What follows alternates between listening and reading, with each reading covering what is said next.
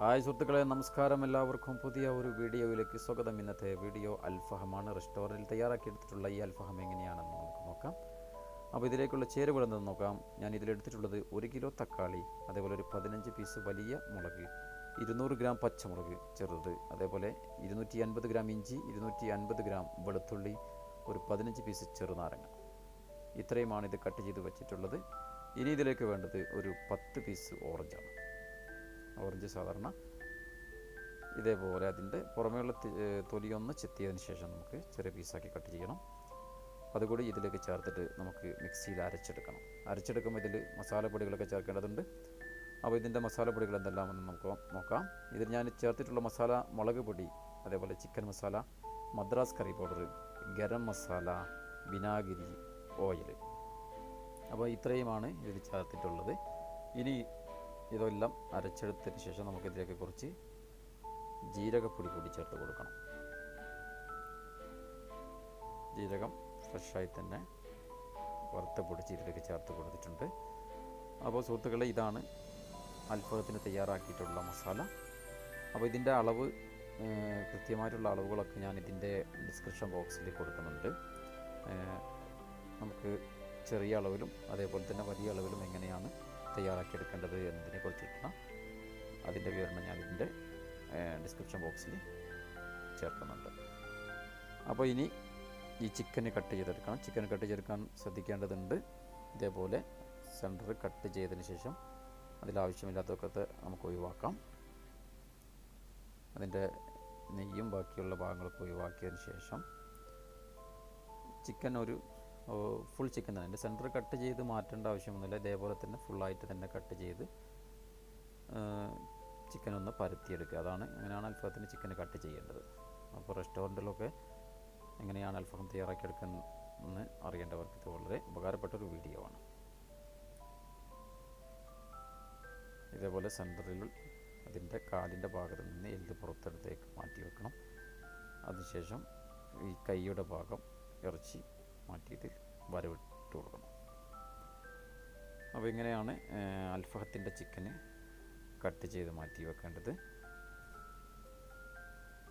അപ്പോൾ ഇതേപോലെ എല്ലാ ചിക്കനും കട്ട് ചെയ്ത് മാറ്റി വെച്ചിട്ടുണ്ട്. അപ്പോൾ ഞാൻ ഇന്ന് തയ്യാറാക്കിയിട്ടുള്ള മസാല ഒരു 250 ചിക്കനോളം മസാലാക്കിയെടുക്കാനുള്ള മസാലയാണ് തയ്യാറാക്കിയിട്ടുള്ളത്. ആ മസാല ഇതേപോലെ ഓരോ ചിക്കനിലും ഇതേപോലെ തേച്ച് പിടിപ്പിക്കണം. ഇതേപോലെ തേച്ച് പിടിപ്പിച്ചതിന് ശേഷം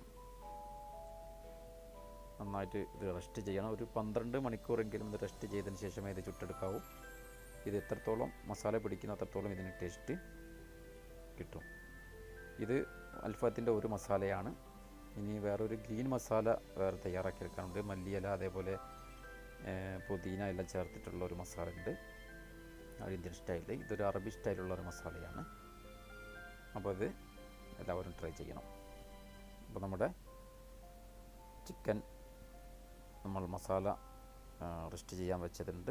അപ്പോൾ നമ്മുടെ കരി കത്തിക്കാൻ വെച്ചിട്ടുണ്ട്. ഇനി നമുക്കിത് ചുട്ടെടുക്കാം. ഇതേപോലെ ഗ്രില്ലിൽ വെച്ചതിന് ശേഷം നമുക്ക് കരിക്ക് പുറത്ത് വെച്ചിട്ട് ചിക്കൻ ചുട്ടെടുക്കാം. അപ്പോൾ ഇതേപോലെയാണ് അൽഫഹം തയ്യാറാക്കിയെടുക്കേണ്ടത്. ഇത് വളരെ എളുപ്പമാണ്, എല്ലാവർക്കും തയ്യാറാക്കിയെടുക്കാൻ പറ്റുന്ന ഒരു ഡിഷാണ്. ഇതിൻ്റെ ഈ ചേരുവകളൊക്കെ ഉണ്ടെങ്കിൽ നമുക്ക് വളരെ എളുപ്പത്തിൽ തന്നെ അൽഫഹം വീടുകളിലും റെസ്റ്റോറൻറ്റുകളിലും തയ്യാറാക്കിയെടുക്കാൻ പറ്റും. അപ്പോൾ ഇത്രയേ ഉള്ളൂ. അപ്പോൾ സുഹൃത്തുക്കളെ, നമ്മുടെ അൽഫഹം തയ്യാറായി കഴിഞ്ഞു. അപ്പം വളരെ എളുപ്പത്തിൽ ഞാനെല്ലാം നിങ്ങൾക്ക് പറഞ്ഞു തന്നിട്ടുണ്ട്. ഇതിൻ്റെ അളവുകളൊക്കെ ഞാൻ ഡിസ്ക്രിപ്ഷൻ ബോക്സിൽ കൊടുക്കുന്നുണ്ട്. അപ്പോൾ സുഹൃത്തുക്കളെ, ഇന്നത്തെ വീഡിയോ എല്ലാവർക്കും ഇഷ്ടപ്പെട്ടു എന്ന് കരുതുന്നു. ഇനി ഇതിൻ്റെ ഈ ചിക്കൻ്റെ ഈ എല്ലിൻ്റെ ഭാഗം ഇവിടെ മാത്രമേ ഇങ്ങനെ കരിഞ്ഞു വരുള്ളൂ. അത് എല്ലുള്ള ഭാഗം ആയതുകൊണ്ടാണ് ഇവിടെ ഇങ്ങനെ കറുത്ത് വരുന്നത്.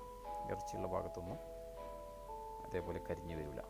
അപ്പോൾ എന്നിട്ട് ഇതേപോലെ ഒരു മുഴുവൻ ചിക്കൻ 2 പീസാക്കി കട്ട് ചെയ്ത് മാറ്റണം. അപ്പം ഹാഫും ഫുള്ളുമായിട്ട് നമുക്ക് ഇതേപോലെ ചിക്കൻ സെർവ് ചെയ്യാൻ പറ്റും. അപ്പോൾ സുഹൃത്തുക്കളെ, ഇതാണ് ഇന്നത്തെ നമ്മുടെ അൽഫഹം. എല്ലാവർക്കും ഇഷ്ടപ്പെട്ടു എന്ന് കരുതുന്നു. വീണ്ടും ഇഷ്ടപ്പെട്ടാൽ നിങ്ങൾ ലൈക്ക് അടിക്കണം.